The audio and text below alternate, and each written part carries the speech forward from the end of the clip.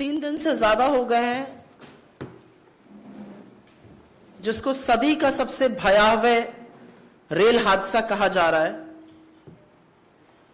और आज भी सरकार की तरफ से सिर्फ और सिर्फ ध्यान भटकाने का काम किया जा रहा है। लेकिन कुछ बोलने से पहले कुछ आंकड़े आपके सामने रखने जरूरी है, और क्या कोशिशें चल रही हैं उसके बारे में बात करनी चाहिए। भारतीय रेल रोजाना करीब 2 करोड़ 20 लाख लोगों को अपने गंतव्य तक पहुंचाती है। मतलब ऑस्ट्रेलिया की पूरी आबादी इस देश की रेल पटरियों पर रोज होती है। पर ऐसे लोगों के सफर की सुरक्षा की चिंता करने के बजाय आज सरकार क्या कर रही है? कहानियां गढ़ रही है, साजिश रचने की थ्योरियां बता रही है, एक इंद्रजाल बनाने की कोशिश की जा रही है। 288 लोग, मतलब 300 करीब लोगों की जान चली गई है, और आज भी इस सवाल का जवाब नहीं है कि इन मौतों का जिम्मेदार कौन है। और रेल से कौन सफर करता है? रेल से इस देश का आम आदमी सफर करता है। तो जब कल हम और आप या आपके परिजन, आपका परिवार, आपके मित्र, इस देश के लोग जब रेलगाड़ी में बैठेंगे तो ये याद रखिएगा, आप ये सफर अपने रिस्क पर कर रहे हैं, क्योंकि सरकार की कोई जिम्मेदारी नहीं है। कहां नैतिकता लेकर नैतिक जिम्मेदारी का वहन करते हुए सरकार को और इनके मंत्री को इस्तीफा देना चाहिए, और कहां नई नई थ्योरी, एक इंद्रजाल रच दिया गया है, डेलिबरेट इंटरफेरेंस, मतलब जानबूझकर हस्तक्षेप किया गया इसलिए ट्रेन डिरेल हो गई। और अब सीबीआई को जांच सौंपी जाएगी। लेकिन अगर यह दुर्भाग्यपूर्ण नहीं होता तो शायद हास्यास्पद होता कि जब अभी राहत का, बचाव का कार्य चल ही रहा था तो एक मालगाड़ी भी वहीं पर डिरेल हो जाती है। तो यह भी साजिश थी, यह भी नेहरू जी की गलती थी, यह भी कांग्रेस की सरकारों की गलती थी कि अभी राहत कार्य चल रहा है और वहां पर एक ट्रेन और डिरेल हो जाती है। जवाबदेही का जा नहीं है इस सरकार में। अब सीबीआई को जांच सौंपी गई है, और सवाल आज यह है कि क्या सीबीआई और एनआईए जैसी एजेंसीज वाकई में कुछ कर पाएंगी? क्योंकि मैं आपके सामने यह बताना चाहती हूं कि 2016 में कानपुर में एक बड़ा रेल हादसा हुआ था। इसको भी आतंकी साजिश बचाया गया था। एनआईए को केस सौंपा गया, रेल मंत्रालय ने चिट्ठी लिखी होम मिनिस्ट्री को, एनआईए को केस सौंपा गया। कानपुर के रेल हादसे की बात कर रही हूं, 152 लोगों की मौत हुई थी। 2017 में कुनेरू आंध्र प्रदेश में रेल डिरेलमेंट हुआ, बड़ा हादसा हुआ, 40 लोगों की मौत हुई। तुरंत बजाय जिम्मेदारी तय करने के, जवाबदेही तय करने के, जांच एनआईए को, नेशनल इन्वेस्टिगेटिव एजेंसी को सौंप दी गई। 7 साल बाद भी चार्जशीट दायर नहीं हुई है।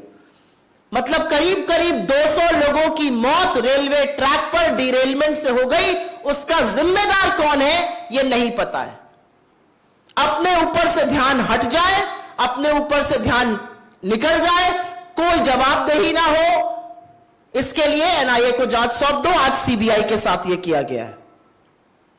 असलियत यह है कि सिस्टम की विफलता, सिग्नल सिस्टम की विफलता, इंटरलॉकिंग क्या दिक्कतें, जो ट्रैक का रखरखाव नहीं हो रहा, उसकी दिक्कतों के चलते यह हो रहा है। लेकिन सीबीआई और एनआईए जैसी उत्कृष्ट एजेंसीज, जो एक्चुअली इंटरपोल की नोडल एजेंसीज यहां पर हैं, जिनका काम है बड़े बड़े अपराधों की तफ्तीश करना, उनको इसमें शामिल कर अपने ऊपर से ध्यान भटकाया जाता है।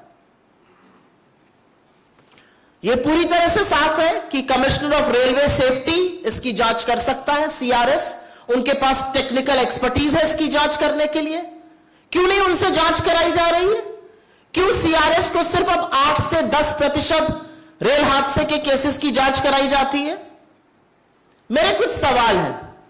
आप सीबीआई से नहीं, आप एनआईए से, किसी से भी जांच करा लीजिए, लेकिन क्या अब सीबीआई ढूंढेगी कि मरम्मत और नए ट्रैक के बजट को 2018-19 से के बजट को घटाकर 2020 तक 7,400 करोड़ का क्यों कर दिया गया? क्या सीबीआई ये बताएगी कि इस बजट में 23% कटौती क्यों हुई? क्या सीबीआई ये ढूंढेगी कि जब रेलवे चिंतन शिविर हुआ तो हर जोन को सुरक्षा पर बोलना था, सबको चुप करके क्यों बैठा दिया गया और एक ही जोन को बोलने की इजाजत क्यों दी गई? और क्या सीबीआई ये ढूंढेगी कि उस चिंतन शिविर में सिर्फ वंदे भारत और कितना रेवेन्यू रेलवे से निकल सकता है पर चिंता क्यों हो रही थी, सुरक्षा की बात क्यों नहीं हो रही थी?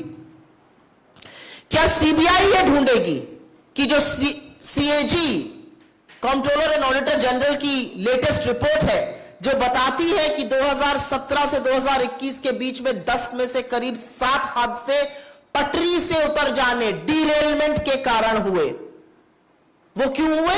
क्या सीबीआई ये ढूंढेगी कि ईस्ट कोस्ट रेलवे में सुरक्षा के लिए रेल और वेल्ड का परीक्षण क्यों नहीं हुआ इस दौरान? 10 में से 7 हादसे डीरेलमेंट की वजह से होते हैं और ईस्ट जोन जहां बालासोर में एक्सीडेंट हुआ वहां पर इसका परीक्षण तक नहीं किया जाता है 4 सालों में। क्या सीबीआई ये ढूंढेगी? क्या सीबीआई ये ढूंढेगी कि रेल राष्ट्रीय कोष का फंडिंग 79% क्यों घटा दी गई? क्या सीबीआई ये ढूंढेगी कि 20,000 करोड़ रुपए आवंटित करना था, वो पैसा क्यों नहीं आवंटित करा गया ट्रैक की मेंटेनेंस के लिए? ये सवाल आपसे पूछ रहे हैं। क्या सीबीआई का ये काम है? क्या सीबीआई ये ढूंढेगी कि 3 लाख रिक्त पद क्यों है? क्या सीबीआई ये ढूंढेगी कि 8,000 पद जो पीएमओ और कैबिनेट कमेटी को भरे जाने थे वो क्यों नहीं भरे गए? क्या सीबीआई ये ढूंढेगी कि लोको चालक जो अत्यंत संवेदनशील और सुरक्षा से निहित काम करते हैं उनको 12-12 घंटे से ज्यादा की ड्यूटी क्यों कराई जा रही है? लोको चालकों की कमी क्यों है? आज सवाल यह है कि सीबीआई का काम क्या है, एनआईए का काम क्या है? 7 साल पहले आपने एनआईए को 2 जांचें दी थी, आज तक चार्जशीट नहीं दाखिल हो पाई, तो क्या उन परिजनों को पूछने का हक है कि यह सरकार की विफलताओं के कारण हुआ, दोष कहीं और क्यों मढ़ा जा रहा है? और एक बात और है, ऐसी उत्कृष्ट एजेंसीज को जब आप इस तरह की जांच देते हैं जिनमें उनकी कोई टेक्निकल एक्सपर्टीज नहीं है, तो आप कहीं ना कहीं उनके ऊपर भी एक सवालिया निशान लगवाने की कोशिश करते हैं। सबको लगता है एनआईए क्यों? एनआईए का काम है टेरर को इन्वेस्टिगेट करना। जो आपके ट्रैक के चलते हो रहा है, जो इंटरलॉकिंग की विफलता के चलते हो रहा है, जो सिस्टम फेलियर के चलते हो रहा है, जो मेंटेनेंस की दिक्कत से हो रहा है, उसके बारे में क्या होगा? और एक बात यह सच है कि लोकतंत्र में चुनी हुई सरकार आज लगातार जवाबदेही से भाग रही है। और एक यह भी सच है, दुख के साथ कहना पड़ता है, कि जब मंत्री या प्रधानमंत्री वहां जाते हैं तो ऐसा स्वांग रचा जाता है जैसे भगवान अवतरित हो गए हो। अरे उनका काम है, चुने हुए प्रधानमंत्री है, रेल मंत्री है, अगर वो जहां पर 300 लोगों की मौत हो गई करीब करीब, उस हादसे की जगह पर नहीं जाएंगे तो क्या करेंगे? यह अलग बात है कि वहां कूलर लगा हुआ है, यह अलग बात है कि शव गाजर मूली की तरह डंपर में फेंके जा रहे हैं और उनके लिए तोसक तकिया लगाकर इंतजाम किया गया है। यह अलग बात है कि रेल मंत्री के फोन पर 7 बजे शाम दिख रहा है, हमारे मीडिया के कुछ साथी उसको 11:30 बजे उनको जमीन पर तैनात दिखा रहे हैं। तो चुनी हुई सरकार को जब जब कटघरे में आप खड़ा करते हैं तो हमेशा ध्यान भटकाया जाता है।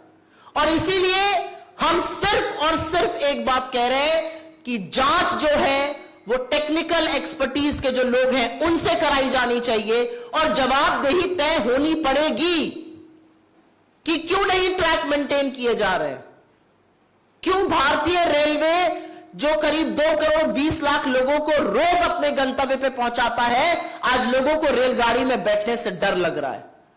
अगर इन सवालों का जवाब सरकार नहीं देगी तो क्या सीबीआई और एनआईए जैसी एजेंसीज देंगी जिनके पास ना टेक्निकल एक्सपर्टीज है? और एक ये सच है कि ये पूरी साजिश का जो माया जाल है वो सिर्फ इसलिए रचा जा रहा है कि लोगों के मन में डर भर जाए और सरकार की कोई जवाबदेही ना हो। नैतिकता तो यह कहती है कि 3 घंटे के अंदर रेल मंत्री को अपने पद से इस्तीफा दे देना चाहिए था, लेकिन हो क्या रहा है? एक नया स्वांग रचा जा रहा है।